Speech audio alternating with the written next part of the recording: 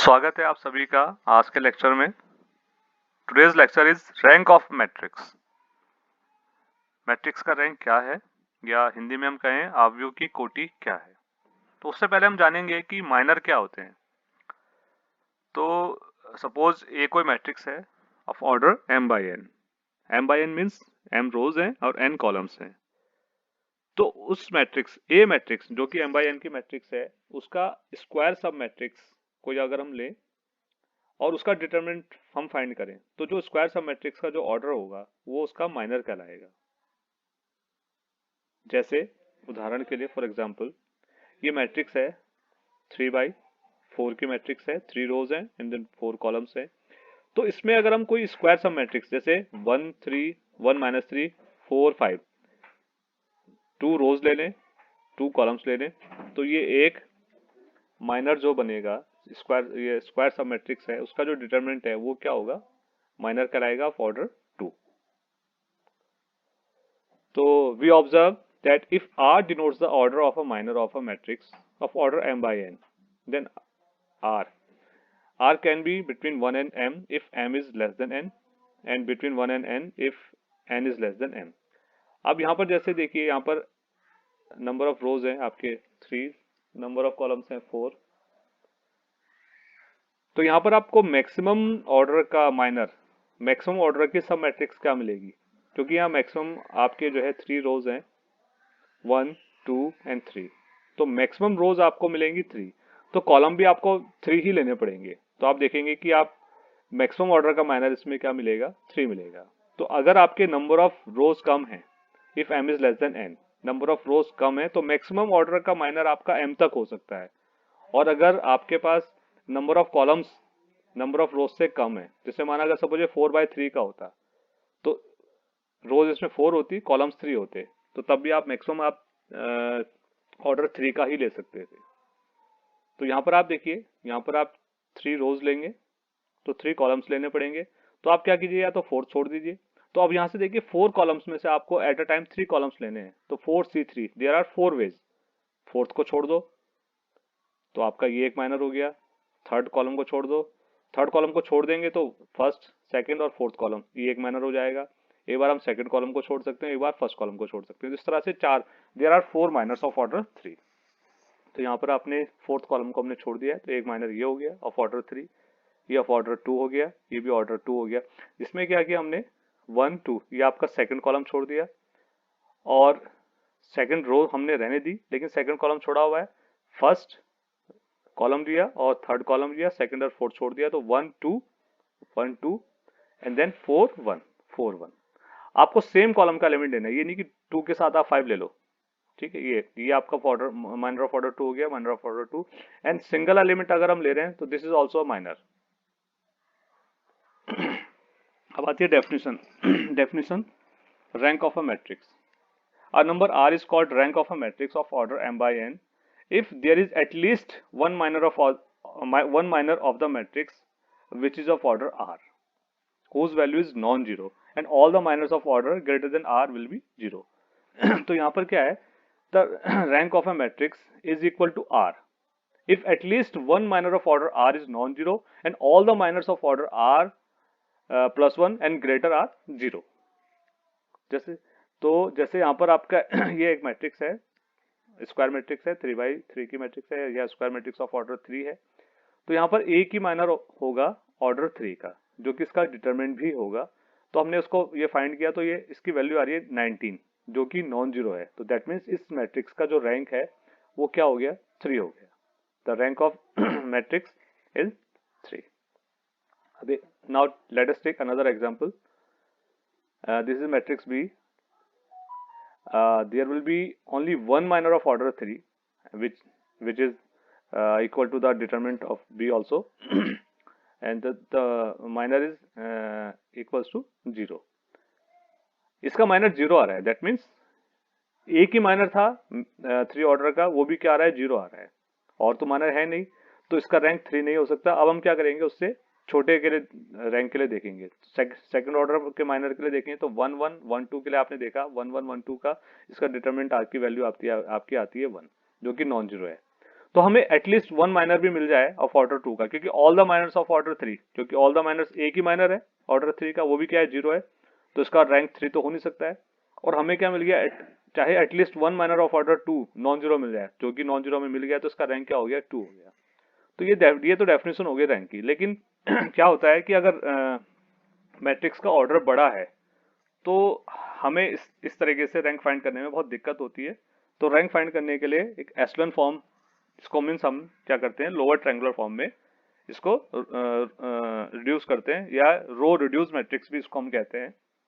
तो जैसे एक एग्जांपल हम ले रहे हैं, ये मैट्रिक्स ए है जिसका फर्स्ट रो के एलिमेंट्स हैं 1 2 4 3, सेकंड रो के एलिमेंट्स हैं 2 3 2 5, थर्ड रो के एलिमेंट्स हैं 3 2 0 सॉरी -3 -2 0 एंड -5। तो हम इसको क्या करेंगे, लोअर ट्रायंगुलर में रिड्यूस करेंगे, रो रिड्यूस मैट्रिक्स। तो उसके लिए क्या करेंगे, आप देखेंगे सेकंड रो, सबसे पहले फर्स्ट कॉलम का जो फर्स्ट रो का फर्स्ट कॉलम का एलिमेंट है, मीन्स जो पहला एलिमेंट है यहाँ पर, ये आप 1 बना लें। अगर यहाँ तो ऑलरेडी 1 है, क्योंकि हमें कैलकुलेशन करने में थोड़ा इजी होगी।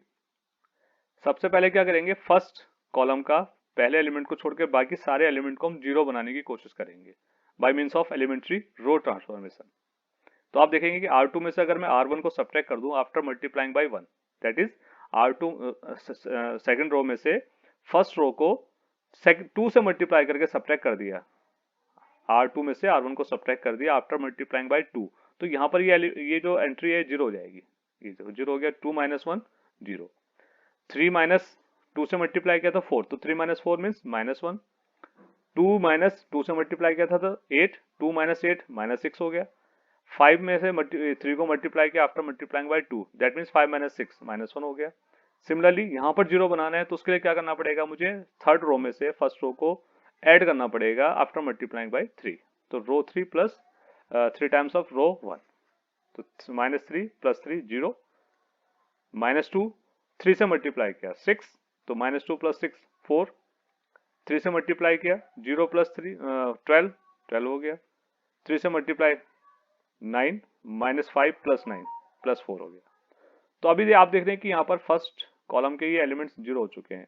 अब क्या करेंगे, हम इस एलिमेंट की सहायता से यहाँ पर 0 बनाएंगे, क्योंकि यहाँ से आप देखिए ये फर्स्ट एलिमेंट इसका 0 है, इसका भी 0 है, इसमें हम इसको ऐड करें सब्ट्रैक्ट करें कोई फर्क नहीं पड़ेगा। तो इसकी हेल्प से -1 जो सेकंड रो का आपका सेकंड एलिमेंट है, सेकंड कॉलम में जो एलिमेंट है जो कि -1 है, इसकी हेल्प से यहाँ पर 0 बनाएंगे। तो 0 कैसे बनेगा कि अगर मैं इस थर्ड रो को इसमें ऐड कर दूं आफ्टर मल्टीप्लाइंग बाय 4, तो 4 - 4 0 हो जाएगा। तो रो 3 को मैंने क्या ऐड किया आफ्टर मल्टीप्लाइंग बाय रो 3 को ऐड किया मैंने रो 2 में आफ्टर मल्टीप्लाइंग बाय 4, तो 4 + 4 0, यहाँ पे 4 से मल्टीप्लाई किया तो -24, तो 12 - 24 -12 आ गया, यहाँ पे 4 से मल्टीप्लाई किया तो -4 4 में ऐड किया 0। अब देखिए ये फर्दर रिड्यूस हम इसको रो में नहीं कर सकते हैं, तो आप ये देखिए ट्रायंगुलर फॉर्म आ गई, लोअर ट्रायंगुलर फॉर्म, क्योंकि सारे ये डायगोनल एलिमेंट है, इसके नीचे के सारे 0 हो गए, तो एशेलन फॉर्म में ये आ गई है। अब इसमें क्या करेंगे, इसमें नंबर ऑफ नॉन जीरो रोज जितनी होती हैं वही इसका रैंक होता है। तो आप देखेंगे फर्स्ट रो क्या है नॉन जीरो, सेकंड रो भी नॉन जीरो है, थर्ड रो भी नॉन जीरो है। अब यहाँ पर हम ये जानेंगे कि जीरो रो क्या है। जीरो रो वो रो है जिसके सारे के सारे elements, all the elements of the row are zero. अगर ये जीरो है, ये जीरो है, ये नॉन जीरो है, ये जीरो है, at least one element is non-zero, then the row is said to be non-zero row. If all the elements of rows are zero, then the row is said to be zero row. तो यहाँ पर आपकी non zero रो कितनी है, 3 है। तो ये आपकी एशेलन फॉर्म आ गई, इसमें नॉन जीरो रो आपकी 3 है, तो इस मैट्रिक्स का जो रैंक हो जाएगा वो भी क्या हो जाएगा, 3 हो जाएगा। अब एक और एग्जांपल लेते हैं, ये स्क्वायर मैट्रिक्स है 1 3 5 2 7 12 3 11 19।